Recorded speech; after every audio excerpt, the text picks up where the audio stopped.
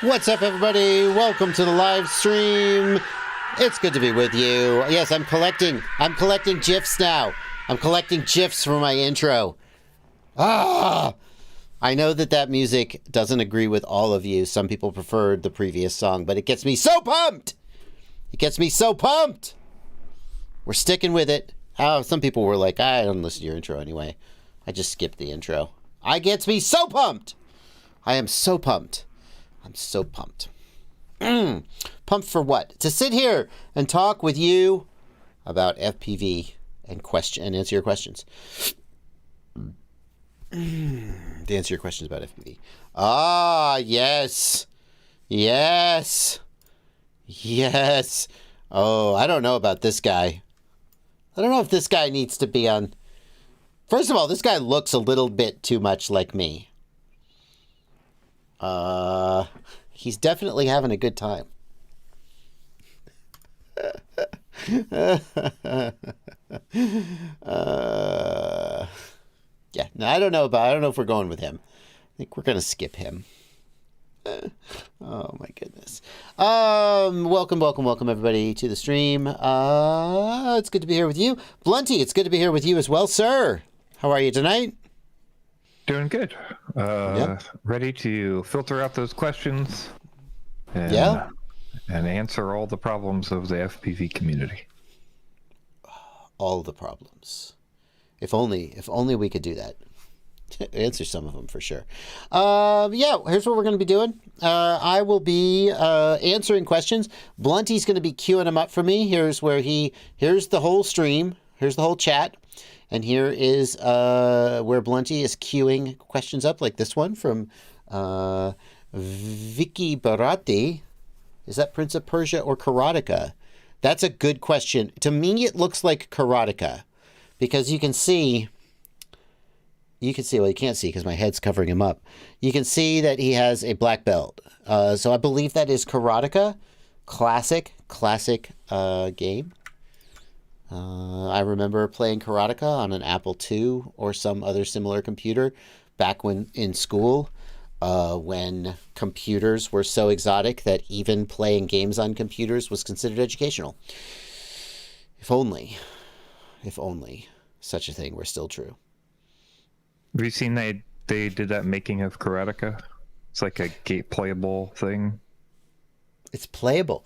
What do you mean? Yeah, it's like a game you downloaded, then you can play parts of it and then watch parts of it and stuff. No. Yeah, it's called The Making of Karateka. The story about the making of Karateka is pretty interesting. It was the animation in Karateka was way ahead of its time, which, considering how simple it is saying a lot. That sounds interesting. Making of Karateka game.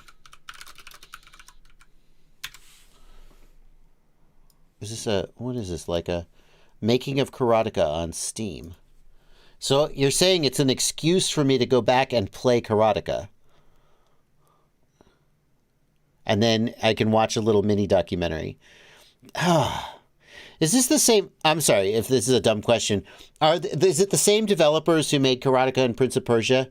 Because they had the same sort of rotoscope movement, didn't they? Is it the same developers? I'm not sure. We have to watch the chat. Yeah, they rotoscoped the movement. Which is, yeah, here we go. You can see, oh, well, you could have seen. You can't see it now. They're not going to give it to you. Excellent game. For those of you who've only played the modern Prince of Persia games, it's not quite the same. Anyway, but we're not here to talk about it. We're not here to talk about that. Well, we'll talk about whatever, but we're here to talk about FPV. Remy Tim, the song is by an artist named Vengent, Vengent. Blunty, do I have the link to the music in the show description? I should if I don't. Can you look real quick? I mean, I joined the guys. I emailed the guy, contact. Okay, I should add that.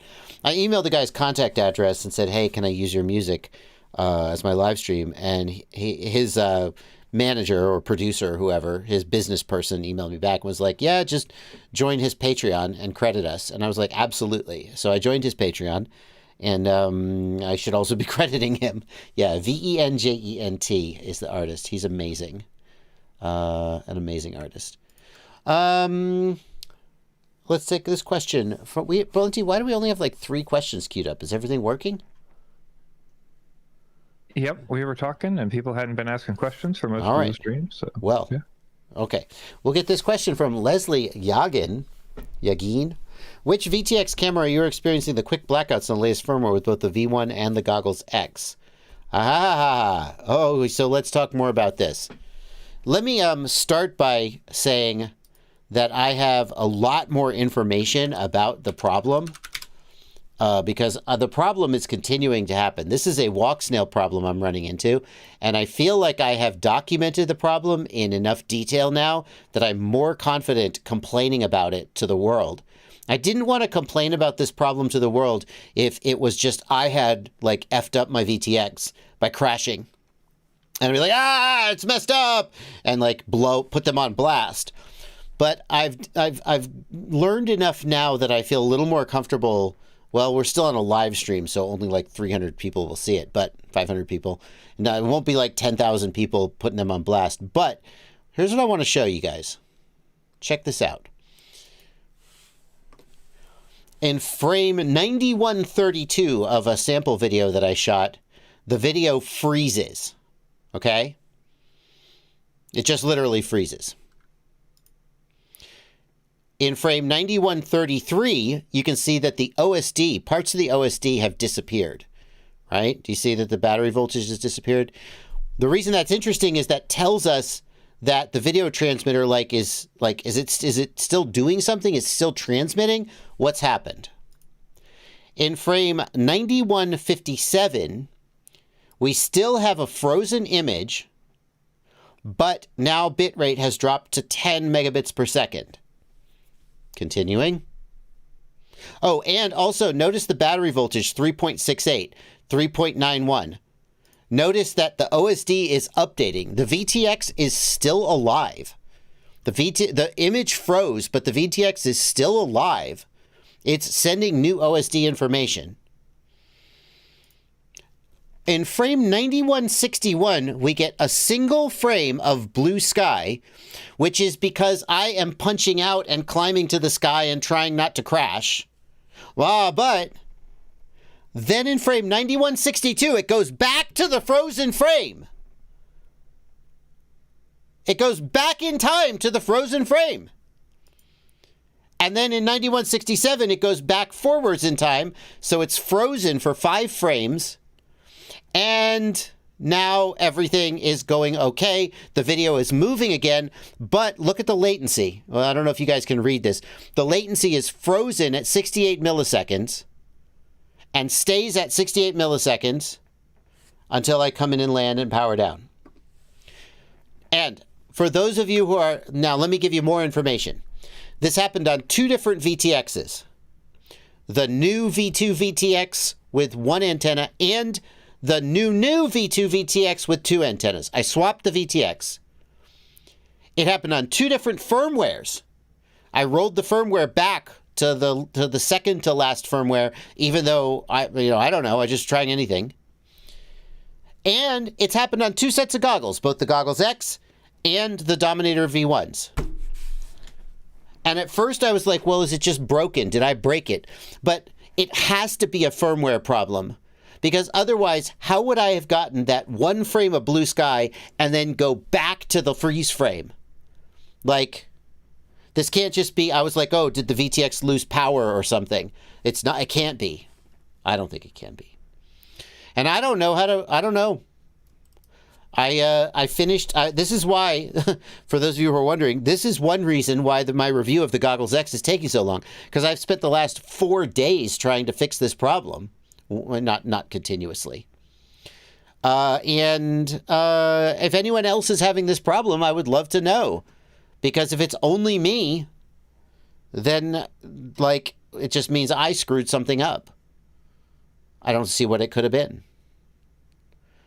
But, like, 2 different VTXs, 2 different firmwares, and 2 different set of goggles, and, like, the VTX is powered off of VBAT. Like, I don't know what else could be. Kenny Kobe says that happened to me with my 03 and I crashed. This is, yeah, but this is a Walksdale question. I mean, maybe a different, yeah. I don't know, man. It was very, very confusing. Eirik Toft says I've been using the newest firmware on several different ones and not having any issues. Yeah. It just feels like this quadcopter might be cursed, but I don't know how cursed it could be that it would make this situation occur. Anyway, that's what I'm going through right now. I ended up finishing the review by flying the quadcopter that had the Nano VTX in it, which sadly only has 1 antenna and only goes to 500 milliwatts. And I'm sure that I'll get some feedback on that, but I just didn't want to make the review wait anymore.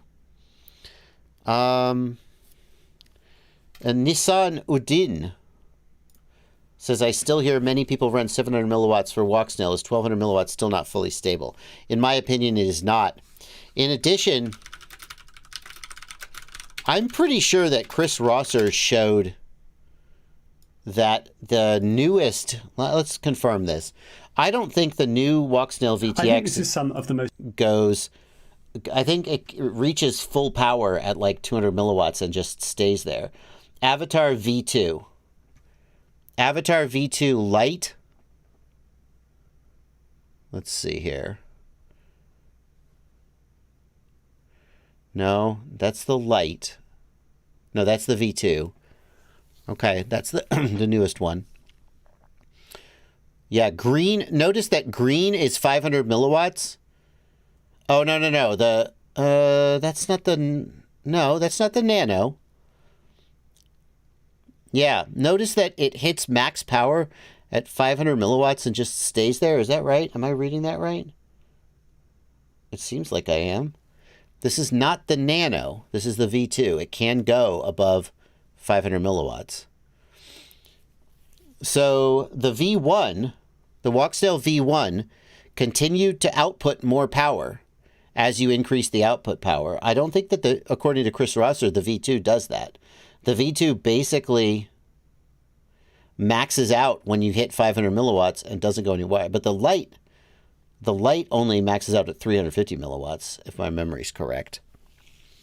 So if you have the V2 Walksnail, you can set it to 700 milliwatts, but you're not actually getting more power. And maybe that 1000 and 1200 will perform the same on that one. I set it to 700 and I leave it there. But I think for the V2, we don't know what the newest V2 with the dual antennas, whether it behaves the same.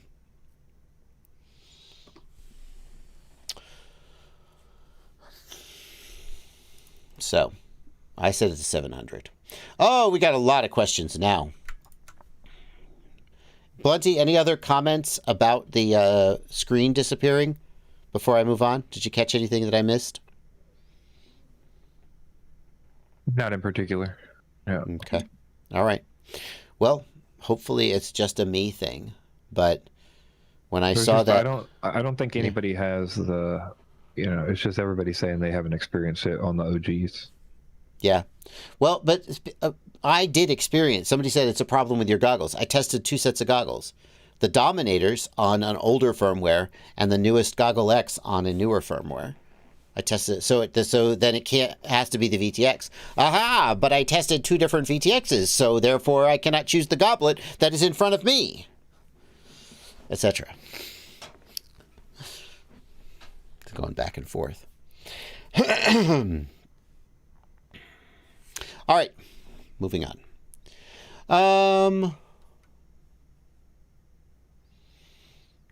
Let's see.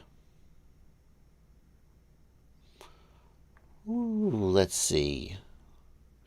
Do you have a specific video for setting OSD on a Caddx Vista with Goggles 2? Are there any differences between that and the O3 Air unit? Muses, if you have the Vista bound to the Goggles 2, then setting them up is identical to the O3, as far as I can tell. One difference between the Vista and the O3 is going to be that you have to manually wire up the Vista, whereas the O3 just has a plug that should be good to go.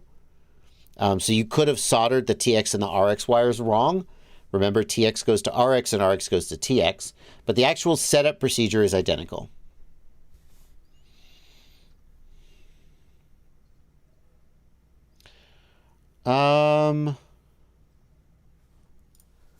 Is there any tiny whoop that works with Express LRS and the DJI Goggles V1?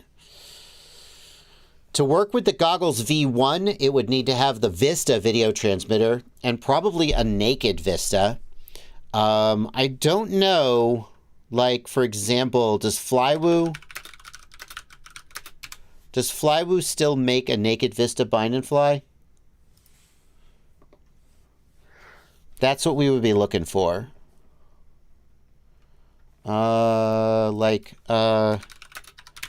Let's look for the Flywoo Nano 2S. I swear that you could buy this with a naked Vista. I don't know if you still can. That's the analog version.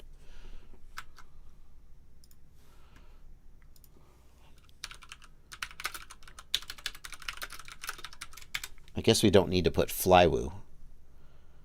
It's the Firefly Nano Baby 2S. Analog, DJI HD, DJI Wasp Micro. There we go.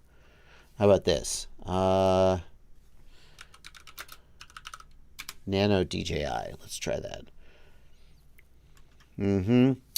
Yeah, this is the direction I would steer you. It's not exactly a tiny whoop, but you're not going to find a true tiny whoop with a DJI on it because the DJI is so heavy. I think the closest you're going to get is like an 85 millimeter. So I would steer you something like this direction with the caveat that this is not a true tiny whoop. And you can get it with Express LRS pre-installed and a DJI Vista that will bind to your V1s. That's the direction I would send you. Garter Rotor suggests the GepRC P16. Naked O3 looks pretty promising, June Loco. I agree, but the O3 will not bind to the V1 goggles.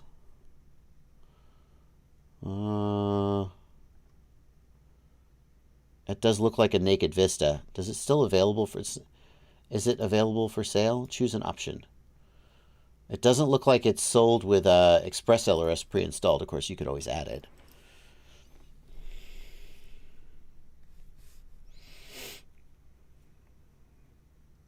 Flywoo Flylens, and now again, the Flylens has the O3. V1 goggles won't bind to the O3. How dare you not send him in the 1S walk snail direction, asks Black Jungle. He asked for DJI. He said the V1 goggles. That's what he said. One IFPV is paying attention. I noticed JB looks to his right when doing screen sharing, and he puts himself on the opposite corner so it looks very natural as if he's looking at the screen. You are correct. That is no accident. Blunty and I also put ourselves on the news. Well, we're not doing the news. But Blunty and I also put ourselves on the news so that we look at each other. I think it was an accident, Blunty, the first time we did it, but it worked out and we liked it. Do you remember if we did that on purpose or if it was an accident? I do not remember. It feels like something that we didn't plan to do, but just kept doing. But I'm not sure. Like the first time we did it, people were like, aha, that looks good. And we were like, yeah, no, we did that on purpose. Let's take some of these questions. Blunty, you've pinned some questions for me. What does HC0 need to do to make it your daily driver? Penetration, image quality, or both? Let me start by saying I love the experience of flying HD0 90 FPS. That 4 milliseconds latency, there's no possible way to do an actual like blind test of DJI versus HD0. Like it couldn't be meaningful in any way, but you couldn't do a blind test. You would know. I swear I can feel the difference. I swear I just feel so much more fluid, connected, spontaneous, confident, all of these buzzwords when I fly that 90 FPS HD0. It is fantastic. It's great. And the only thing that comes close, well, obviously analog gives you that experience, but it looks worse. That's putting it charitably. And the walk snail racing mode with the 540 P100, although the latency is not fixed latency, it is much more consistently down around 21 milliseconds, and it's noticeably better than when the latency is jumping around.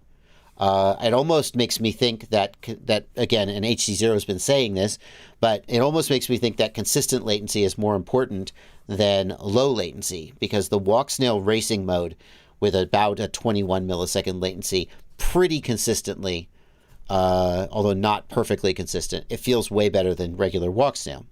But here's the thing about HC0 and the reason why so far it's not my daily driver. First of all, I'm a lazy son of a bitch. I still have Caddx Vistas in most of my personal quads. Why is that? Why have I not switched to O3? Well, there are some things I like better about the Vista than the O3, but mostly it's laziness. I have some perfectly good flying quads. I see no reason to just throw them out and put the new thing in.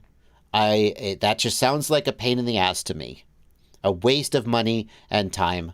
And it makes me a bad content creator because I should be shilling for the latest and greatest.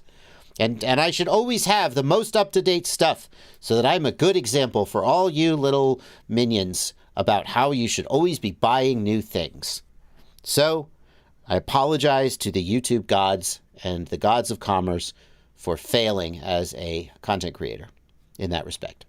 But I'm lazy. And so one of the reasons why I haven't switched to HC0 as my daily driver is the same reason I haven't switched to O3 as my daily driver, because but if I was to switch, if all of my Caddx Vista quads were to fall in the ocean and I was to have to build new quads, I still probably wouldn't pick HC0, although I'd be like, I'd think hard about it because I really do like flying HC0. And it's the range and penetration. Like I will just tell you straight up that the way that DJI and Walksnail get blocky when the image gets bad is preferable to me to the way that HC0 gets all sparkly. I just like that better. And I feel like I can fly further and deeper into obstacles with DJI and Walksnail than HC0. And I think that I am more annoyed by the inability to go somewhere that I want to go, whereas the latency, the effect of the latency, it's just it's very easy for it to just become background noise, and then you just do what you do. And you don't notice that there's like that little lack, that reduction in the confidence and connectedness and spontaneousness. You only notice it then when you fly HC0 and you're like, oh, this is much better. But then instantly you're just getting constantly slapped in the face by the range and penetration. So one way, you're really psyched about how good it feels to fly, and you're getting slapped in the face by the range and penetration. And the other way, you kind of don't notice that it feels a little bit worse to fly, at least speaking for myself. And the range of penetration is better, and that's why. So what would it take? I mean, would they just have range and penetration? I don't care about resolution. I'd be fine if HD0 was like 720 or maybe even 540p. Like, I'm okay with that. I don't need 1080p, although I certainly appreciate it when I'm given it. But I'd be fine with that if it had more range of penetration and more usable ability to fly into places.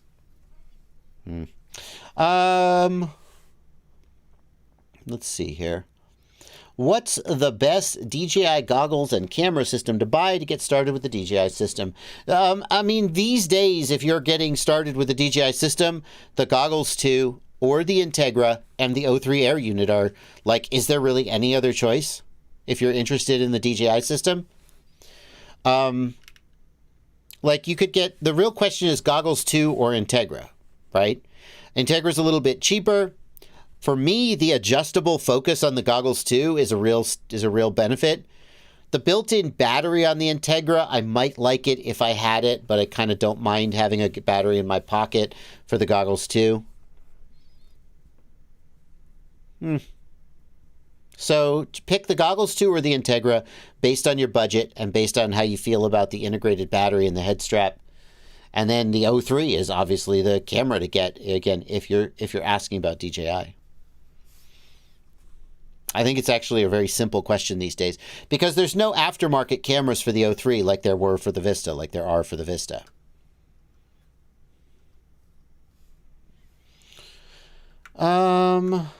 Is there a difference in performance between the cheapest and the most expensive M10 GPS? Siamil Kader wants to know. Well, I have to say I haven't tested a whole bunch of M10 GPSs. I can tell you that I have had M10 GPSs that performed excellently, and I have had some M10 GPSs that performed badly. I don't think it relates to price, though.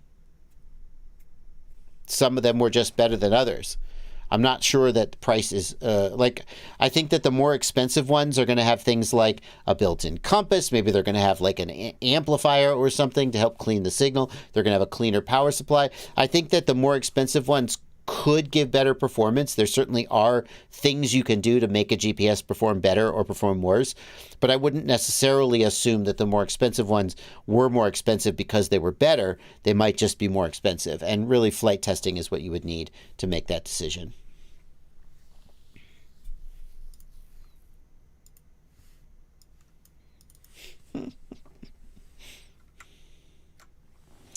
Black Jungle is the meme master of my Discord server, as well as a big fan of Walksnail. I'm a big fan. I'm so Blunty, what was it you said about Walksnail before? I don't know if you want to say this on stream or you'd rather disavow this statement. Maybe I should say it. I don't know. Sometimes it feels like everything Walksnail does is half-ass, and then they work really hard to fix it, and then they finally get to three-quarter ass. You know. That is so on point. That is so on point. And the thing is, like, the three-quarter ass that they get to is pretty good, right? It's pretty good. But it's like, it still kind of leaves you with the feeling that you're missing something, doesn't it? So, like, on the one hand, I want to like Walksnail so much because of all of the things they've done that DJI was what we begged DJI to do and they didn't do. And Walksnail came along and we're like, here we are. We're going to do it. And they did. They delivered custom Betaflight OSD. DJI didn't, well, it still doesn't have that on the V2s unless you're using the O3. Walksnail did it. They've done, I'm not going to list all the things they've done. They've done a lot of them. And they've developed a pretty freaking solid system. But then constantly there's like little bugs and little weird, annoying things that make you go, ah, and just sort of prevent a whole, sort of wholehearted support. Yeah. Anyway. Let's see here. It's about 8:30. That's usually where I start answering super chats. We only have like 3 super chats. I didn't actually plug the super chats, so bad on me. Again, bad content creator. Bad content creator. We only have $12 in chat revenue. If you want to get a question answered right now, hit the $ down below. Leave a super chat. I'm going to read super chats till we run through all of them, and then we'll go back to answering regular questions. But let's do it. And the first super chat is from Lucas Middleton. What does one currently need to do in order to legally fly any RC aircraft, quad, plane, etc., over 250 grams recreationally? I assume you mean in the United States. It's the implication there. Let's see. Blunty, I know you know the answers, Blunty, because you work with the FPV Freedom Coalition, and you guys are heavily involved in the legalities of drone use in the USA. Let's see if I get it right, though, okay? You need to take the trust test and pass the trust test. And then if you're flying recreationally, you need to register with FAADroneZone.com, and you pay, I think it's like $5, and you get an FAA registration number that you put on all your aircraft. One registration for recreational, put the number on your aircraft. It has to be printed on and like stuck on your aircraft. And then also you might want a remote ID module, although these days they have pushed back the requirement, the enforcement rather. The requirement is technically in effect, but they are not enforcing it yet. But if you wanted to like be fully like compliant, you would have a remote ID module, unless you were flying at a FRIA, which you probably would like. That's just like a traditional flight field that has been given authorization as a FRIA by the FAA. And then there are some legalities about like where you may fly, but I think that's probably not what you're asking about. Okay, how did I do, Blunty? Did I miss anything? That was good. 2 things. I think we should just not pretend like it was pushed back. Remote ID is active. Like the statement they put out repeatedly afterwards of the original statement was like, no, you still need to do this. If you can buy one, you should be ordering it. You should be putting it on your drone, that sort of thing. So I just want to be clear. We don't ever see enforcement, but as you're following all the other rules, I think remote ID is in the same class as getting your trust cert and doing these other things, if not more so. Because a Karen doesn't know about a trust cert, but they will know about remote ID when the news gets a hold of it. That would be my 2 cents on that. Okay. But the other thing you missed was you need to have a CBO in mind, and you need to have the CBO's rules available. So you can pick your CBO, doesn't matter. It could be FPV Freedom Coalition, it can be the AMA, it could be Flight Test Community Association, or STEM Plus C. Those are the 4 accepted CBOs. You just need to have reference to those documents, so you can have a link to our rules on your phone, something like that. You just need to be aware of them. Again, this is in a world where somebody's going to know to check these documents, and that's probably never going to happen. But if it is, this is one of the requirements. So there's a world in which someone would say, hey, you, what CBO safety rules are you flying under? And you would say, I'm flying under the FPV Freedom Coalition rules. And then they would look those rules up and go, wait a minute, and ask you if you're in compliance with, because probably you're just out flying somewhere and you didn't even think about it. But if you wanted to be like fully compliant, you would have reviewed those rules and you would be flying in compliance with those rules. You got it. Yeah. Okay. You asked. Now you know the answer. And as always, Black Jungle's just recycling memes now.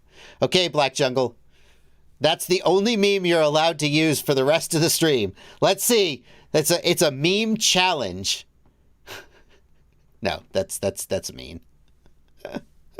No, I don't think that's funny. It's cute that you did it twice. Let's see here. Parkour Guy wants to know, can you take a look at the Manta 5 frame? Okay, let's look at the Manta 5 frame. Axis Flying Manta 5. I hate it. No, I'm joking. What is that? The Critic?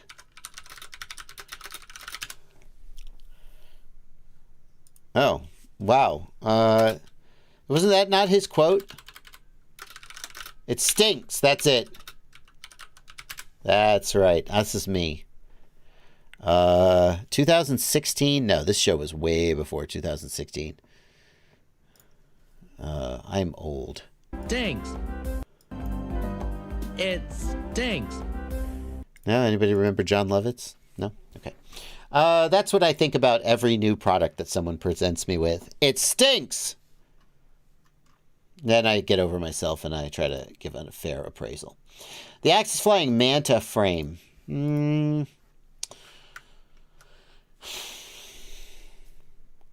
Center entry for the XT60. That's okay. Not my favorite. It does make it less likely to be cut. I prefer rear entry.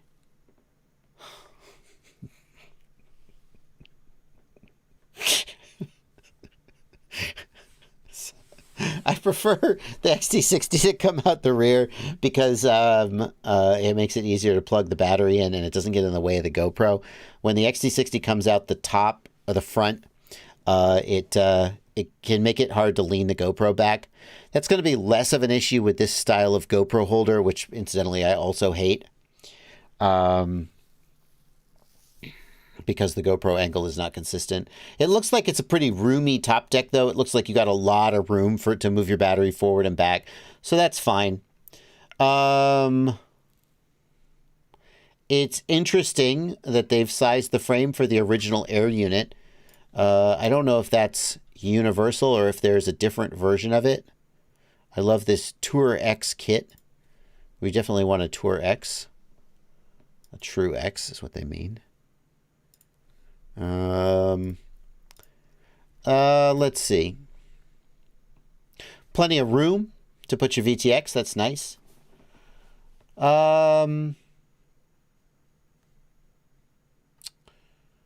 It is not a split deck design. No, I can't zoom on the picture. There we go. It's not a split deck design. That's interesting. Most people are going to a split deck design now, but there's nothing wrong with a single piece deck. It's going to be easier to build. Not having the arms sandwiched. Is there a frame plate underneath the arms? Can I see the bottom? That's the top. Yeah, okay, so let's look at this. So we do have, is that a metal plate? That's going to add a lot of strength and rigidity. Where are the stack screws? So 2 arm screws, that's fine. Having 2 arm screws like drilled through the middle like this is like, it's not, I don't think that's ideal, but you got to have 2 screws somewhere, right? Which of these are the stack screws, I wonder? Is the arm screw a stack screw? Because if it is, I hate that. Here's one arm screw. If these are also going through the arm, let me look at the spare arms. Have we got a spare arm that I can see?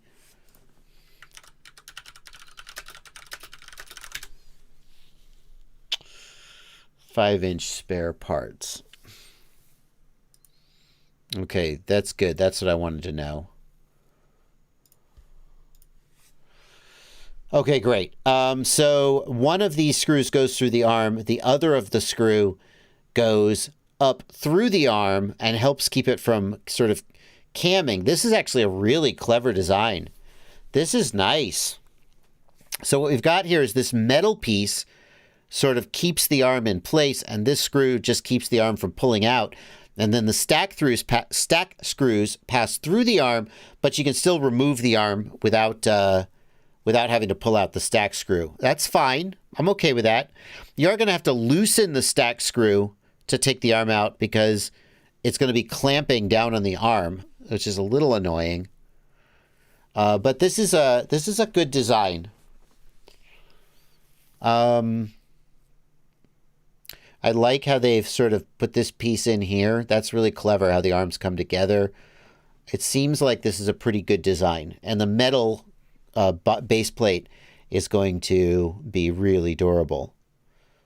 I don't hate that. A nice little radius here going into the motor mount. That's going to spread the stress out very nicely. Yeah. Coming up to the front end, we've got a metal front end. We've got the normal sort of O3 mounting here. There's another hole right here. Presumably that's for a camera, although it's hard to imagine what camera that's for. Soft mount for the O3 camera, which is something a lot of people are looking for because it helps with the image stabilization. I think that a lot of cameras are going to be mounted too far forward. If this is spaced for the O3, I think that other cameras are potentially going to be pushed forward and stick out past the metal plate. I'm not sure I see a way that the camera could be pushed back if it was not an O3. The O3 is very shallow. I like that this metal piece extends backward and then is reinforced by this standoff so that stress on the front end pushes back into this box section and doesn't have like leverage on the top plate. That's a good design. I'm happy with that design. I also like that this standoff is somewhat forward of the arm. When this standoff lines up with the arm, it can create a stress point where you crack the bottom plate like right here.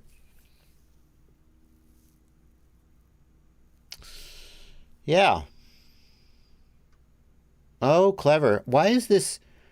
It's interesting that this piece here is milled out. That's got to be for wires, like the going underneath the air unit or something, like antennas.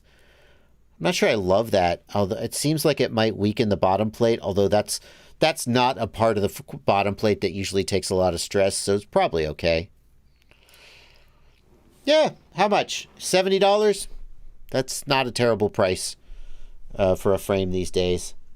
I don't hate it. If you were going to build it, I wouldn't hate it.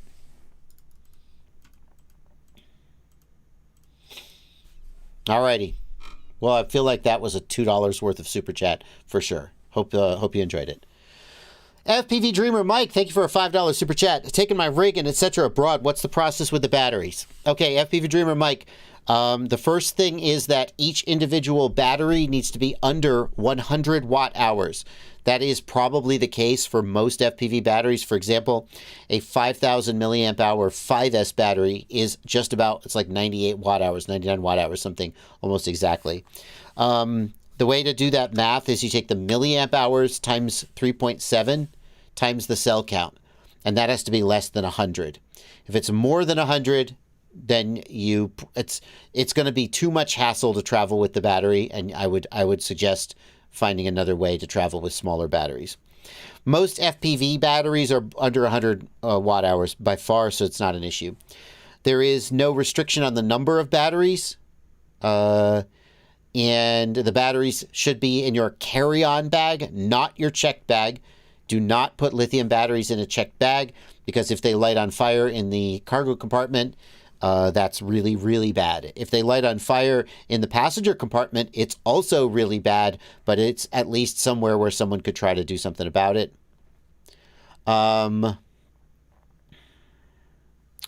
People say that the battery should be at storage charge. They're right, but I've never had anyone check that.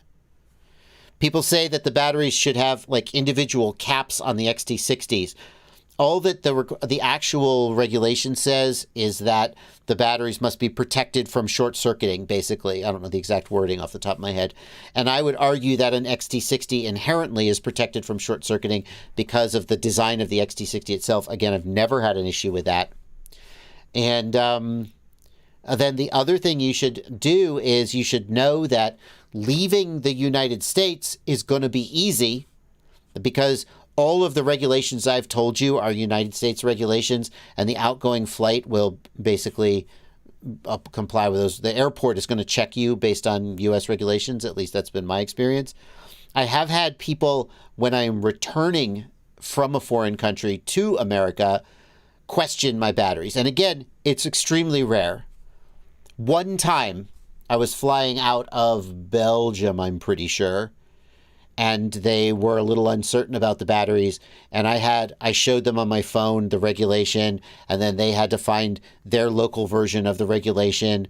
And the number one thing I can tell you to do is whatever airline you're flying, if it's Air France, show them the Air France page about lithium batteries. Have it ready to go so you can say, look, I'm allowed to have these batteries.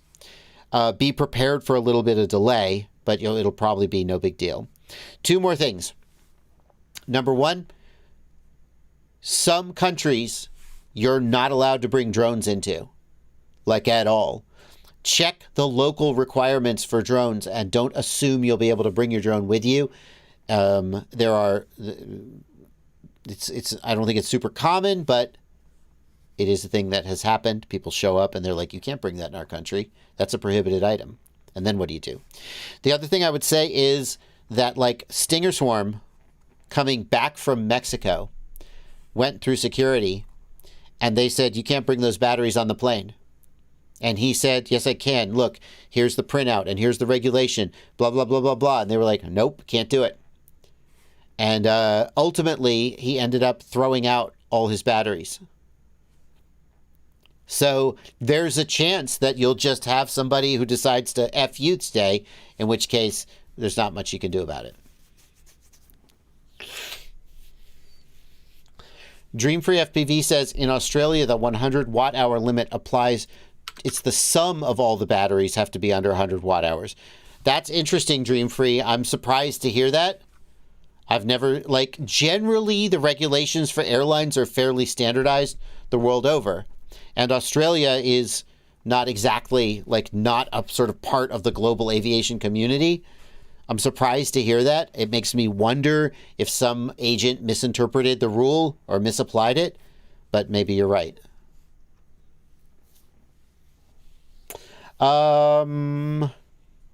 Yeah. Black Jungle has taken the challenge and is using this meme for everything going forward. Although he is also branching out a little bit.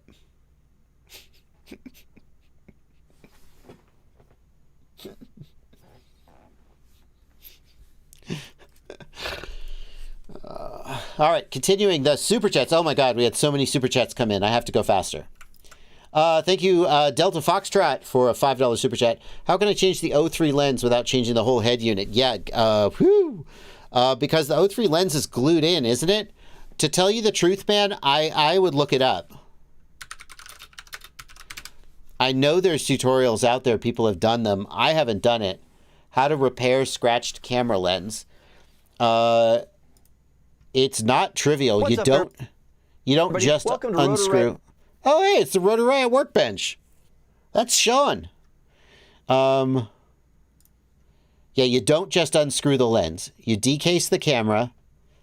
After you've decased the camera, you remove the camera cable.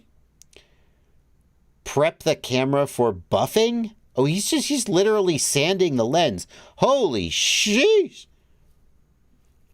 Wow, Sean. Oh, my goodness. Yeah, so this is what you'll do, except instead of buffing the lens, you'll replace the lens. I'm being told that Dax Neal did a tutorial.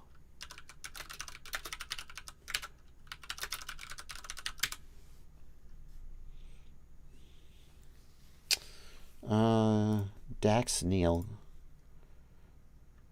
Gotta love. I wish I had a camera with autofocus. Plenty. I'm gonna replace all my Panasonics with Sonys, so I can have autofocus and do shots like this. You ever notice I don't have any shots like this? I don't know. You don't watch my videos, I'm sure. I do notice. I also notice you manually. I know that because I know you manually focus your camera. So. All my cameras are set to manual focus. And the reason is, and when I do a shot, I'll like set the shot up and I'll reach up and I tap autofocus on the screen. But the Panasonic, I have G85. I have G85s as my workhorse, Lumix G85, and I've had them for years, and they're great cameras, but the autofocus is garbage. And the only time it matters to me is when I see shots like this and that I can't do, because he's going to move that and it's going to focus on his face. What's the story behind these cheap replacement DJI O3 Good audio cameras? too. Here's what I've found out. Good audio. See how fast that worked? Okay. Can't you get one of those like things that moves the ring? Is it not cost effective to not just get a new camera at that point? Well, the camera needs to have autofocus. I'm not trying to rack focus. I want it to autofocus. Oh, okay. Aren't there like little autofocusers that you buy that are like on a remote and then they turn the wheel? Maybe I'm confused, but I think that's for racking focus between 2 points. I don't think it's for autofocus. I mean, I could be wrong. Gotcha. Yeah, all I need to do is drop like $5,000 per camera. I have 3 cameras and a Sony and a lens, and then I'm good to go. Yeah, $15,000 is what I estimate. It's not worth it. I probably didn't have to buy like the $5,000. Anyway, so what I would do is I would look in this Dax Neal video. Is he going to show how to do it? Yeah, here he's clearly taken the lens off. But I don't personally. Yeah, there we go. He's replacing the lens. All right, I'll put that in the chat. I haven't personally done it.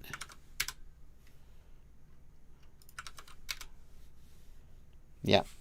All right, moving on. Crazy Angel, thank you for 125 of something. Let's just make sure. Let's see, a Crazy Angel. What's the best goggles now, and which is better, analog or digital? I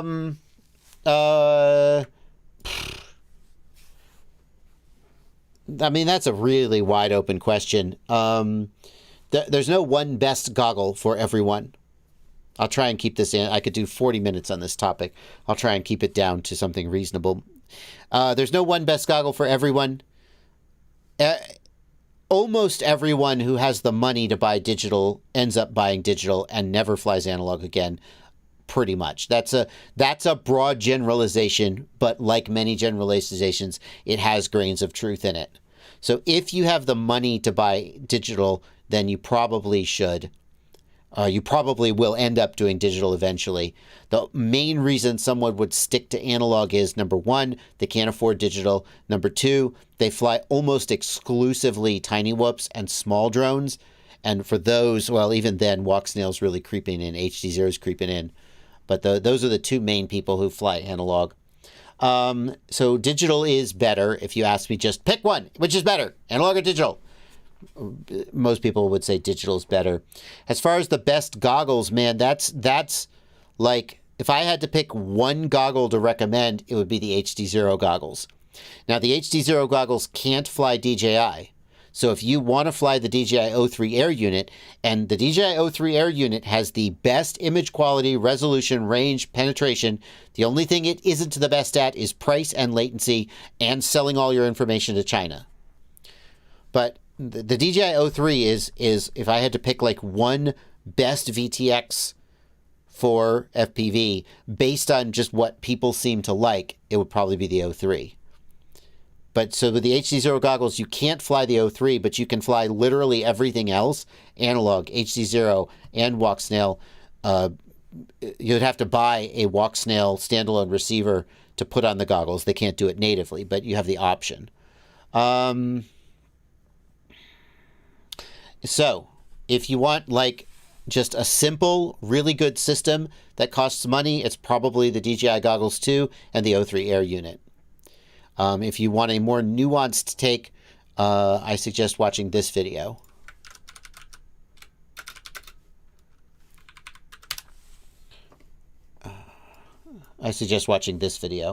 Best FPV Goggle 2023 Buyer's Guide. That is still almost as relevant as it ever was. There are a few little developments. Like HD0 now goes down to 4 millisecond latency with the 90 FPS mode. And I don't think this talks about the walk snail. Does this talk about walk snail 1S VTX? I don't know about that.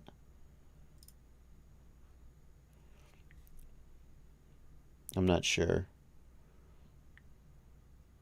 Yeah, no, it does talk about the watts, so it's pretty up to date. Okay.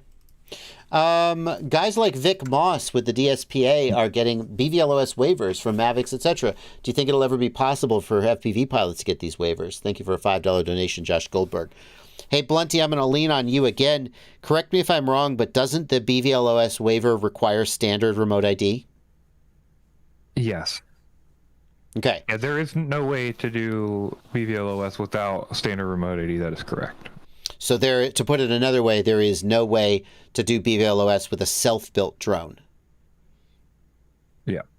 Like theoretically, someone could self-build a drone and jump through all the hoops to put standard remote ID in it, theoretically, but no one's going to do that. Yeah. If you're talking about, now if you're talking about something like, let's say the DJI FPV drone, for instance, and you wanted a BVLOS waiver for that, you can apply for a BVLOS waiver with the FAA. Anybody can do that. Mm-hmm. Good luck. It's a process. You have to have reasons and all these things that Vic Moss and I think one or two other people have been going through to do. But it is possible, and the FAA can help guide you through that or tell you why you can't do it. So that's what I would say. It's all individual approvals, so you have to directly contact them. What you're suggesting is, I'm going to read between the lines here, anyone who wants to do BVLOS should apply for a waiver and make the FAA tell you why you can't do it. And they are obligated to reply to each of those waivers. And, some kind of... Yeah. Real quick before we go to the next thing. Yeah. If you look at my last post in the Discord, that's what I was talking about. Yeah, I see. There's like a thing you buy from DJI that goes on the side of your camera, and then there's another thing you buy that snaps on the top and can do autofocus with that.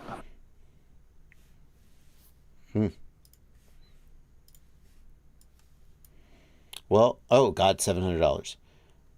I was going to say that's less than a Sony, but I'm wrong. It's more. I probably don't need to spend $5,000 on a Sony. Like, I'm thinking of like the A7S III, which is I think what Stingy had several years ago, and it's like $3,000 for the body and $1,000 for the lens or something like that. But there's probably like like right now I'm using the Lumix G85, the Lumix G85. And that's like not a ultra high end camera. There's probably a lower end Sony that still has fantastic autofocus that sort of matches that camera. I don't know. People who are in the Sony ecosystem, an FX30. How much is an FX30? Oh, still $1,500. $1,600 plus a lens. Is that full frame? APS-C. So it's not. So I don't have to pay for full frame lenses. That's nice. Does it have a flip out screen? If it doesn't have a flip out screen, I can't. I wouldn't say I can't use it, but it's definitely one of the reasons I went with the G85. It looks like the screen does flip out. That's good.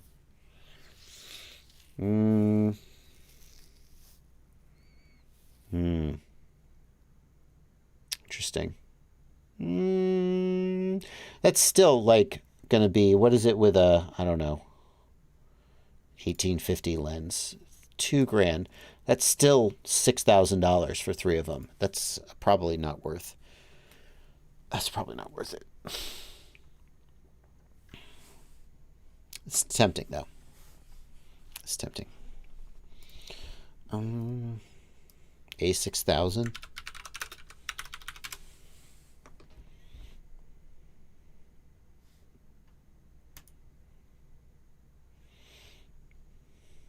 Does it do 10-bit? Doesn't matter. I'm not shooting 10-bit. Body and a 1650 lens. That's $650. That's actually pretty decent.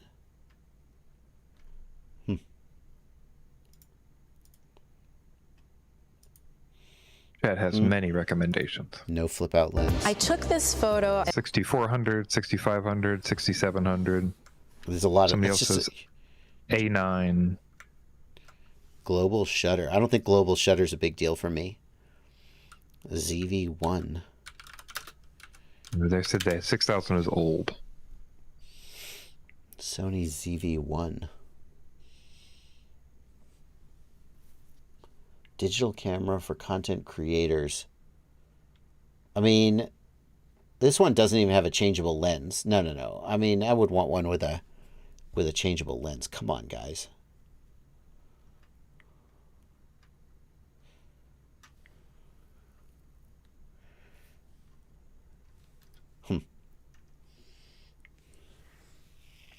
Yeah, don't bother with the ZV-1.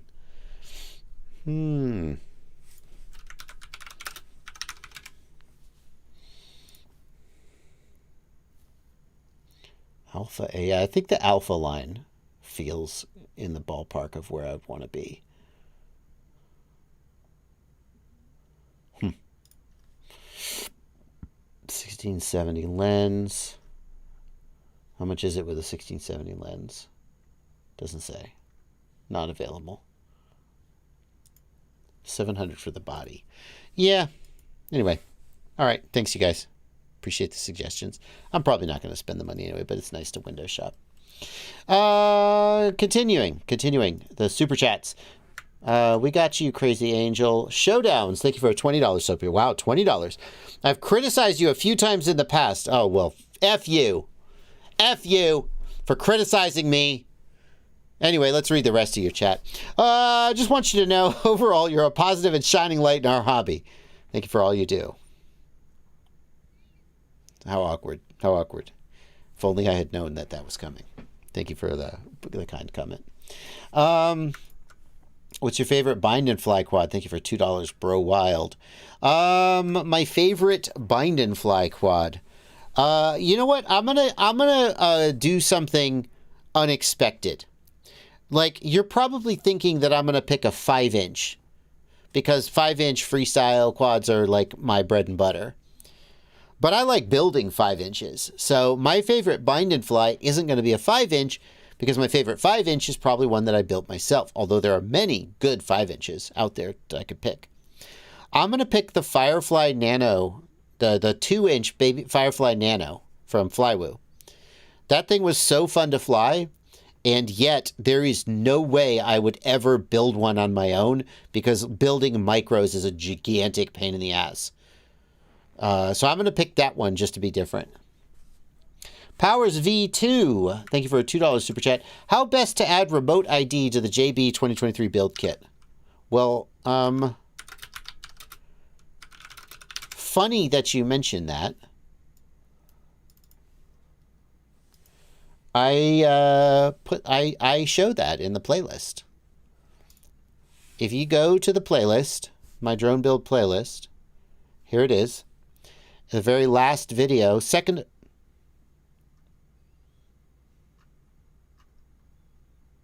Okay, I suck.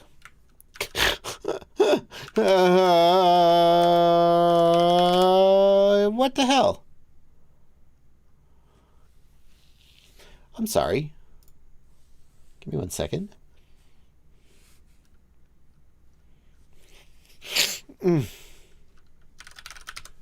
I know I made this video.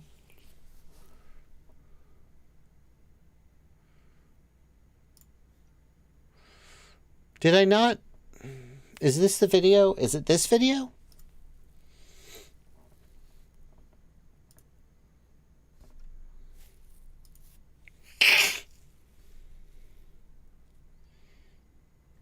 No. This is not the video where I know I made a video where I installed it. Hello? Am I going crazy here?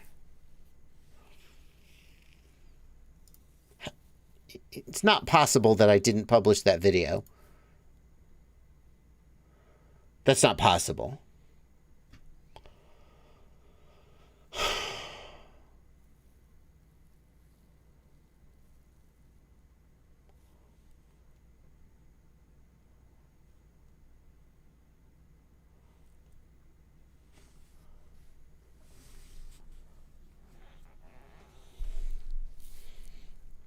Did I not make a video about installation because it's so simple? Okay, I don't know the answer to this. I thought I did an install video, but maybe I'm remembering something else. I would use the flight test remote ID module. I have a video about the module. I guess I didn't really show much about the installation. I really think I was going to do that. Just because I knew people would want to do it. But I mean, ultimately, what do? You just have you need to have a 3D print or some other way of affixing the module to the quad, and then you power the module, and bing, bang, bong, you're done. That's it. That's the answer. Choose a module. My personal choice is the flight test remote ID module. Affix it to the quad, and you're done. Power the module. Very weird. Continuing with the super chats. When it comes to tiny whoops, in the case of beta FPV, what is the flight characteristic or gain difference between the Meteor 65, 75, and 85? Thank you, Speed Limit Challenger, for a $10 super chat. I'm not going to be able to give you like speed, top speed differences between them. The 65, 75, and 85, as you go to a larger drone, it's going to have more power and more weight, and it's going to be less sort of nimble. Like a 65 is very sort of nimble and easy to sort of throw around, but a 65 is very light and doesn't have what they call flingability. So flingability means that when you punch the throttle and then back off the throttle, does it immediately decelerate, or does it kind of keep going along a kind of what I call a ballistic arc? A heavy drone will keep going, will keep pushing through the air. A lightweight drone will decelerate quickly. And the difference between a 65, a 75, and an 85 is going to be that a 65 will have very little flingability, which mostly matters for freestyle. And an 85 is going to have a little more flingability, with the 75 being somewhere in the middle.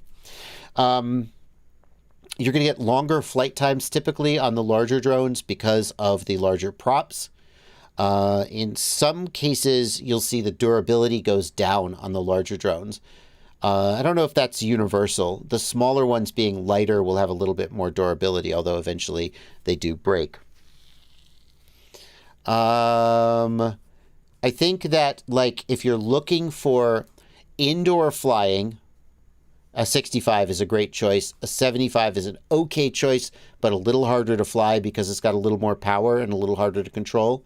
And an 85 would probably not be my recommendation for somebody just starting out, especially.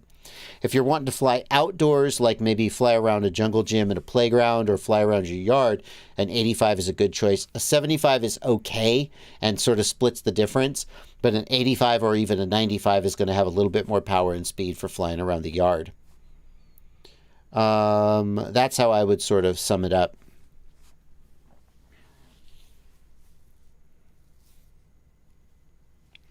BF Anon, thank you for a $10 super chat. I recently built a QAV Nano Pro with Luminaire Lux HD AIO G4 flight controller and the DJI O3 Air unit.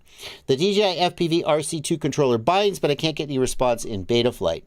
The number one reason that happens, BF Anon, is that you don't have fast S-Bus set correctly.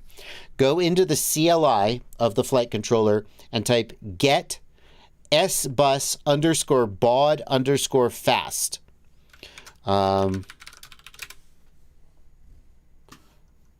Whoops, wrong screen. It's going to be S-Bus baud fast. Get, and if that is off, set it to on. You're going to type set S-Bus baud fast equals on, or set S-Bus baud fast equals off. And when you're done, you'll type save. If if everything else is set up correctly, that is an option that is commonly overlooked because it's only in the CLI. It is not in the GUI.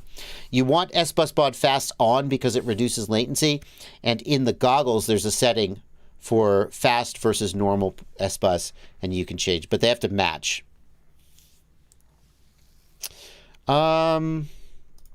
Black Jungle, thank you for 10 Brazilian reais.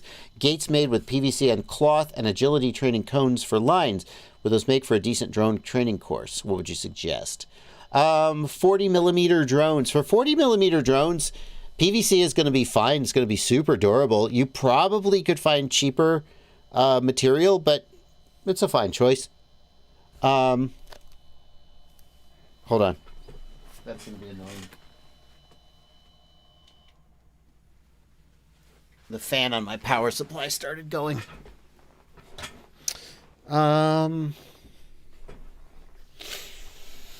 Bannister Post, what has not worked for you in 4.3?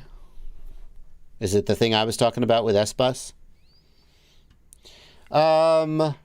Agility training cones is probably overkill for 40 millimeter drones. One thing that really makes like micro drone race courses come alive is lights. So if you can get some LED rope lights and lay them out along the course, that's fantastic. That's fantastic. Gadget RC suggests PEX tubing for LED gates. Yeah, that's going to be nice because you can just bend it into like a circle. That's really fun. Okay. JB, I'm sure we could talk all day. Happy holidays. Your voice haunts my sleep from watching so many of your videos. Thank you, Sean, for a $10 super chat. I appreciate your generosity. Lucas Middleton, thank you for a $5 super chat. Does the new QX7 Access have the same external module bay inverter problem as the older one? No, it does not.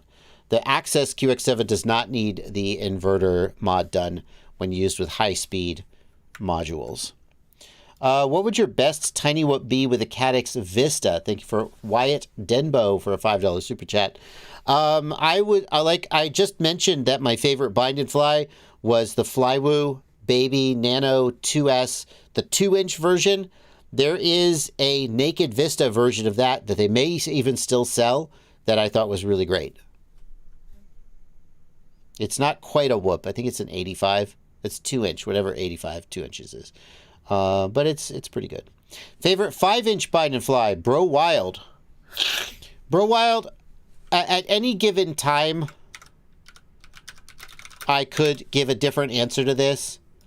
In the past, I have really liked the iFlight Evoke. Or not the Evoke, the iFlight Nazgul.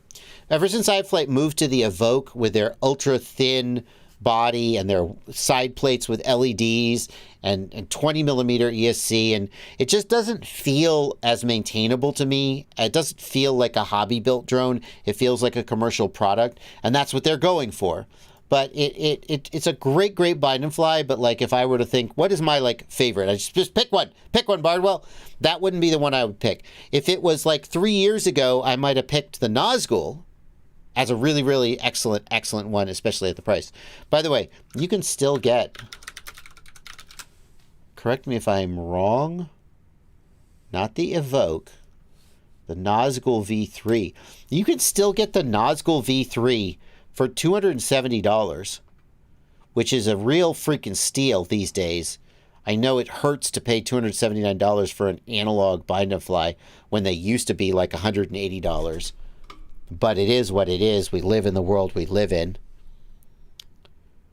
So, but I'm going to pick as my favorite these days the GepRC Mark V. Really well made. I think in some ways GepRC deserves more credit than they get for making really good bind and fly quads. Really well made, interesting design, a little bit of innovation in the design, nice looking, still relatively like simple and feels like a hobby drone in terms of how it's built and how you would maintain it. 2160, what are the motors? 21. It's a novel motor size as well, but I tested them and they flew really well.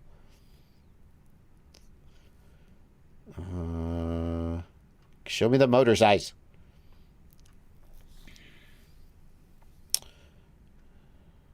2107. There you go, 2107.5. So a little bit of a different motor size, but it was very nice. I picked the Gepro C Mark V if I have to pick one. Continuing with the Super Chats. Do the AG01 gimbals for the Radiomaster TX16S fit the Boxer? Thank you for $5, 907 FP. Yes, they do. That's the answer. Simple. Easy. Hi, JB. Is a Walksnail VTX with SMA pigtail a good idea? And if so, which antennas do you recommend? Thanks for €5. M4 Trixable. It's not, I mean, it's a fine idea. That SMA connector is going to add a little bit of loss, but you know, you take that, for what it is. And you'll get the easy ability to swap the antenna, and if the antenna is damaged, the VTX won't be damaged if you go with an SMA pigtail. In my experience, I usually prefer to have UFL antennas mounted with a 3D print, because I think you can mount the antenna a little more securely and protect the antenna a little better. But I've gone both ways. It certainly is easier to just mount an SMA connector on the frame and then screw an antenna on and not have to dick around with a custom-made 3D print just for this one freaking antenna. And then if you ever change the antenna, you have to make a new 3D print. So there are pros and cons both ways. As far as antennas, yeah, Blinty. Just a reminder, SMA pigtail quality varies wildly. If you buy on Amazon SMA pigtail, it could be total garbage, and it could be halving your range in just like 6 inches to 8 inches of SMA pigtail. So make sure you've tested multiple pigtails. Maybe buy a batch. Maybe buy them from a reputable source if you do use them, just so you know. I mean, maybe buy the Immersion RC power meter, which, although it's not like a high-grade piece of lab equipment, is accurate enough that you could weed out a bad SMA cable. Just hook it up to your VTX, blow a fan on your VTX so the output power is consistent, and then put the different cables on. And if there's a bad one, you'll get like a grossly different result. Anyhow, I forgot about this power meter, this old power meter from way back when. I forgot about that. Wow. Anyway, the RF Power Meter V2, well worth having. As far as which antenna to get, I'm going to suggest that we go to my website, fpvknowitall.com, and we'll go to antennas, and there are suggested antennas here. And these are some antennas that you could choose. Oh, Black Jungle giving us something that isn't a meme for once. Flingability. Very nice graphic, Black Jungle. Thank you.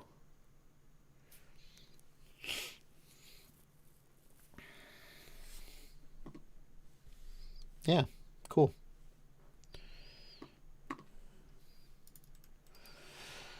That is going to catch us up on the Super Chats. Thank you guys for your generosity. We're going to go back to answering questions from the regular chat now. Blunty, if you got any queued up, I will definitely take them. Let's see here.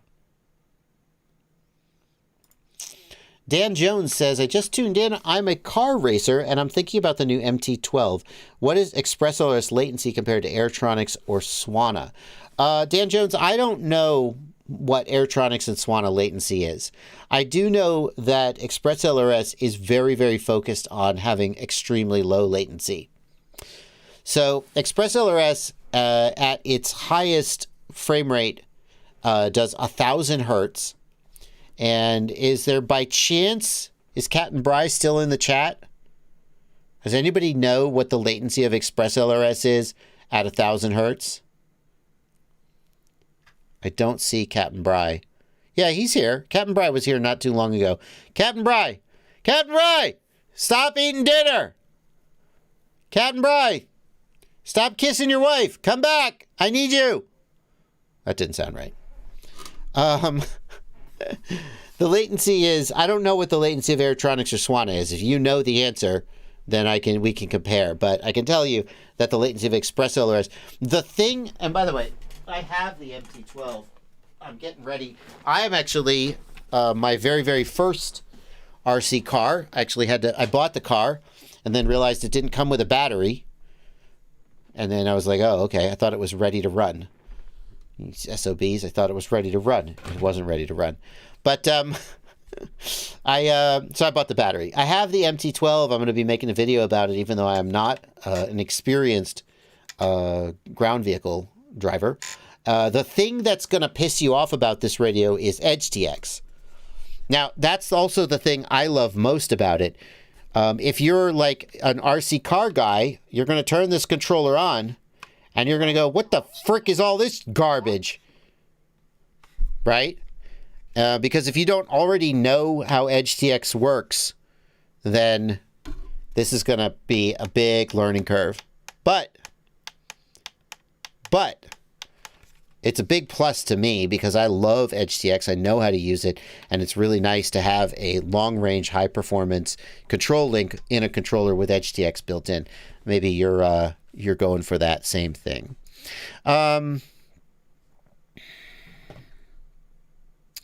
We've got a quote here that says, Express LRS is faster than most links out there with a latency of 6.5 milliseconds at 200 hertz.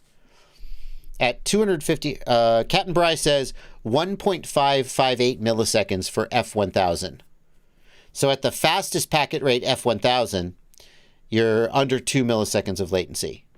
Now, you're not going to get as much range out of 1000 hertz as you will out of a lower packet rate. Although with a ground vehicle that isn't necessarily leaving line of sight, that 1000 hertz may have enough range for you. I guess we're going to find out. I can't wait to get the battery and be able to try this dang thing out. ASW says, I bought a full send 6S 8000 milliamp hour battery. Whenever I charge it, my charger says it's full at 24.6 volts instead of 25.2 volts. What is 24.6 divided by 6? It's 4.1 volts. So you have probably set the charger to lithium ion, and lithium ion batteries only charge to 4.1 volts, but that battery is designed to be charged as a LiPo. You need to set it to the LiPo program, not the lithium ion program, and then I think it'll fully charge it.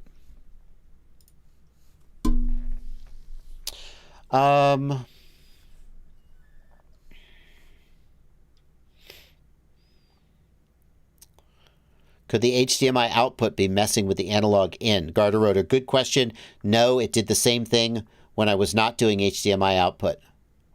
But good question.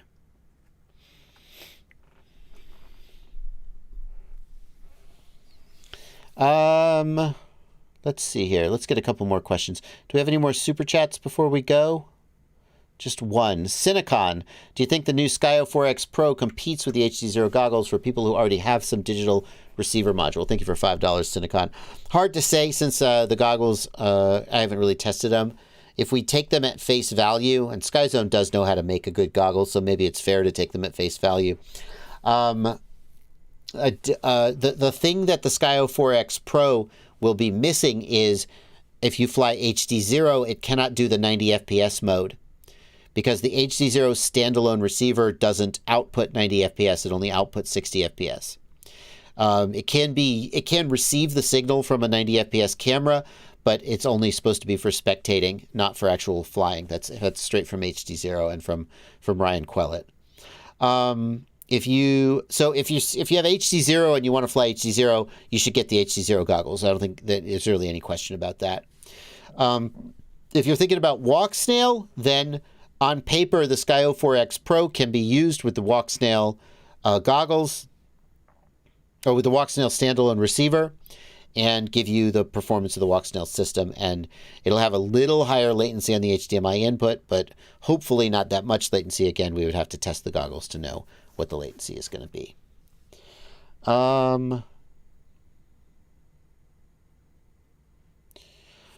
King Roactive says, what's your opinion on ceramic antennas? Ceramic antennas, I think, I roughly assume that a ceramic antenna is about 6 dB worse than an external antenna. The actual number depends on where the antenna is mounted. If it's mounted like inside a carbon fiber frame, it's going to be worse. If it's mounted on like a tiny whoop, it's probably not that much difference because, there's not, it's all plastic anyway. So what you can do is if you are running it, let's say you're running at 250 hertz.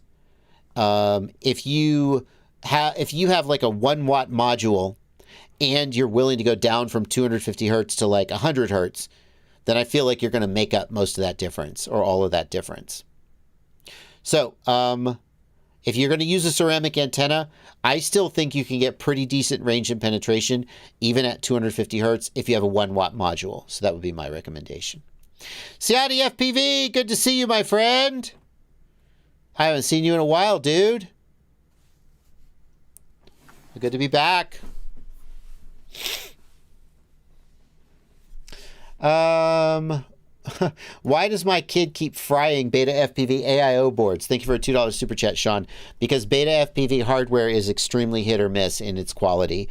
It could be your kid, but it could also just be you got the Beta FPV curse. Sometimes Beta FPV stuff is good.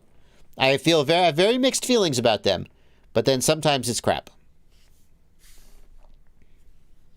Crazy Angel says, what bind and fly do you recommend for beginners? For beginners? Happy Model Mobula 6. No? Maybe? A simulator. It's a simulator. Mobula 8. Mobula 8's probably going to be easier to fly. That's a good point.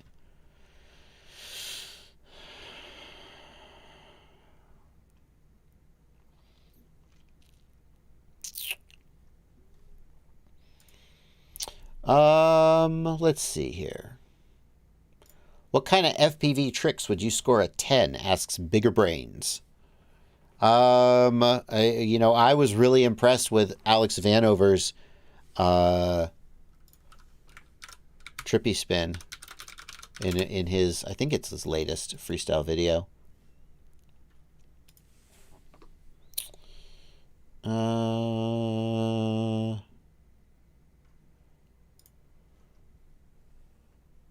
Let's see here. Evolve 2.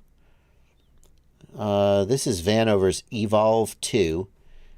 I'm going to skip to the part that most impressed me. Oh, look, it's the most replayed part. You should watch the whole thing because it's amazing. It's slightly less amazing than Evolve 1 because Evolve 1 was a one take, and this one has a couple cuts, but, He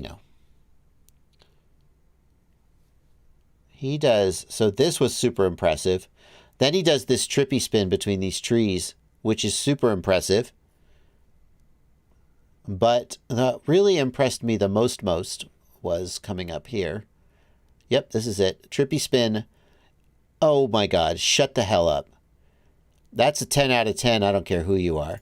So I think tight proximity trippy spins are a 10 out of 10. And I wish I could do them, but I can't. Ciati says the Mobula 8 isn't durable at all. What do you recommend, Ciati? What do you recommend as a bind and fly for a beginner?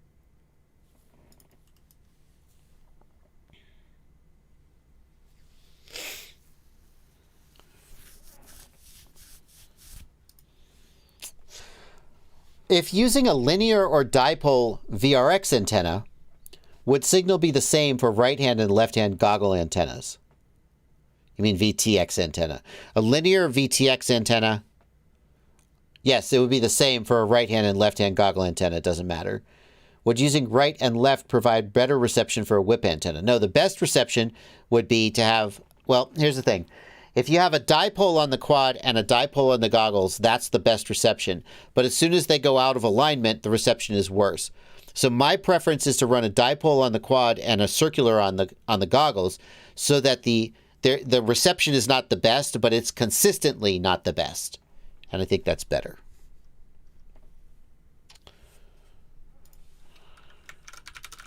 Ciati points out that my website has recommended tiny whoops that Ciati helped select. You want a bind and fly. Happy Model Mobula 6, Newbie Drone Acro B65 are some choices. We mostly have 65 and 75 millimeters because we don't think 85 millimeters are tiny whoops per se. I don't know. We drew the line there. Willpower FPV thinks the Mobula 8's pretty durable. Ciotti is probably used to people disagreeing with his strong opinions. It happens. Carter is cool says, do you think the O3 is enough for 5-inch freestyle drones, or is a GoPro needed? No, GoPro's not needed. I got to tell you, I've eventually you get tired of destroying GoPros and going to Best Buy. I've had days where I go out to fly and I just use the DJI Vista DVR, and I'm like, that's just what I'm using. I'll post it if I need to post it. If you're creating cinematic stuff, or if you have a YouTube channel where having something look really good is important, then maybe a GoPro is for you. But for most people aren't doing that, and an O3 is more than enough. Michael Ha, have you not queued it up yet? Michael Haas just left a super chat. Why do I not see the super chat? There it is. Literally just came in. Mobula 6 reflashed. Oh, it's because you hadn't queued it yet. Sorry. I forgot that window is only ones that have been queued. My bad. Mobula 6 reflashed to update LRS to latest binds and everything works in beta flight. Great. Thank you for your donation. Oh, there's more. Test flight arms but motors do not run. Ideas. See if the motors spin. Do the motors make the full startup beeps and spin from the motors tab? I'm going to guess that they don't. And I'm going to guess that when you flashed Betaflight 4.4, you broke something, like you flashed the wrong target and now the motor outputs don't work. I really want to see what your motors tab looks like. That's the answer. I want to see what your motors tab looks like, and I want to hear the sound that your motors make when you first start up. That will tell us where to go from here. Michael Haas says they do run in the motors tab. Okay, then you're in turtle mode. Then you've got turtle mode activated, and as soon as you move one of the sticks, two of the motors will spin.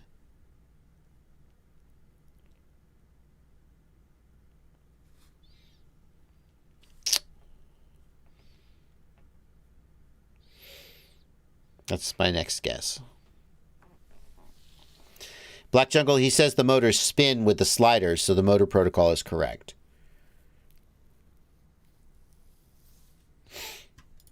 Alrighty. Alrighty, folks. We're getting real close to the end here. Guillermo Garcia wants to know, do you think changing the Jumper T Pro Express LRS version internal antenna will break some regulations, even if it's 2.4 gigahertz? Guillermo Garcia, I wouldn't worry about it.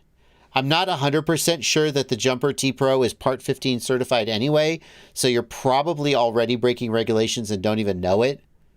So just do what you got to do, dude.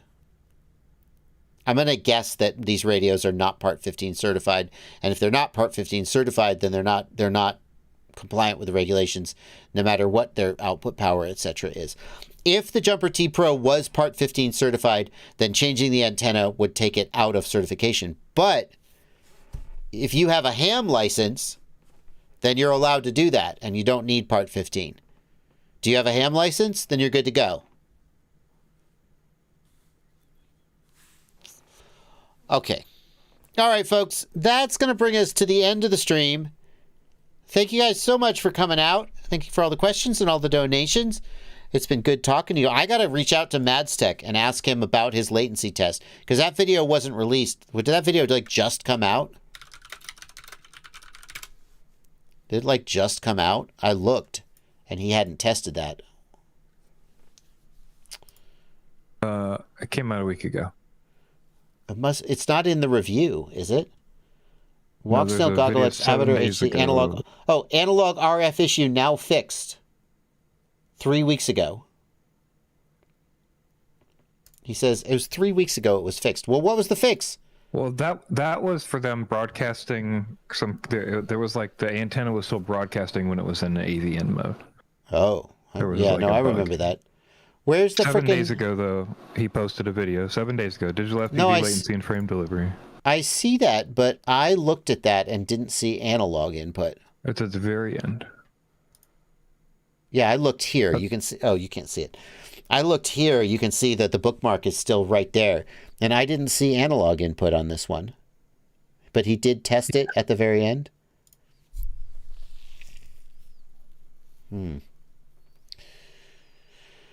Alrighty. Well, that sucks. I will have to test that again and double check my results, because my results were very bad.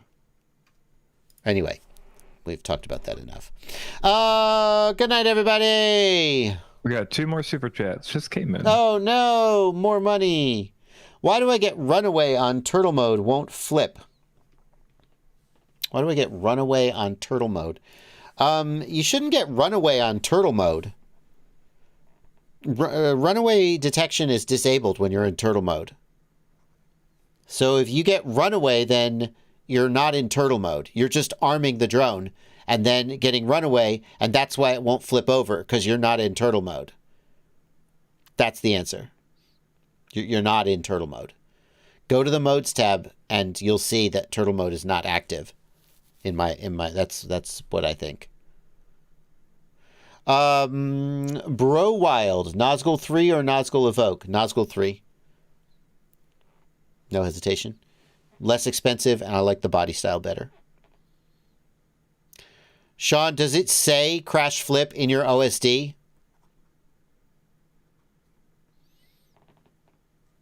That would be the absolute indicator that turtle mode is active.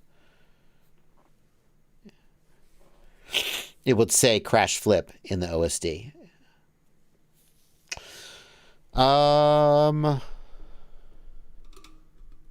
Yes, it does. Then it can't say runaway, because runaway detection is disabled. Sean, you got to email me and we got to work through this, because that's you're telling me things are happening that shouldn't be possible. So I gotta dig into it a little deeper. All right, folks, that's gonna do it. Good night, everybody. See you tomorrow for the news at 6 p.m.